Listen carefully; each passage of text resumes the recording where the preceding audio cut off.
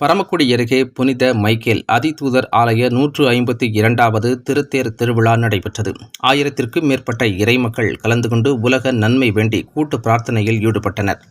ராமநாதபுரம் மாவட்டம் பரமக்குடி அருகே குணப்பனேந்தல் கிராமத்தில் மிகவும் பழமை வாய்ந்த புனித மைக்கேல் அதிதூதர் ஆலயத்தின் 152வது திருவிழா கடந்த வாரம் கொடியேற்றத்துடன் துவங்கியது. திருவிழாவின் முக்கிய நிகழ்ச்சியாக திருத்தேர் பவனி இரவு நடைபெற்றது. பரமக்குடி துணை பங்கு தந்தை பாஸ்டின் பாரதி கலந்து கொண்டு வானவேடிக்கை பேண்ட் வாத்தியம் முழங்க புனித மைக்கேல் அதிதூதரின் திருவுருவத்தை தாங்கி 3 தேர் கிராமத்தின் முக்கிய வீதிகளை சுற்றி வலம் வந்து தேவாலயத்தை வந்தடைந்தது. இதனைத் தொடர்ந்து உலக நன்மை வேண்டி 1000த்திற்கும் மேற்பட்ட இறைமக்கள் கலந்து கொண்டு கூட்டு திருப்பலி பிரார்த்தனை நடைபெற்றது.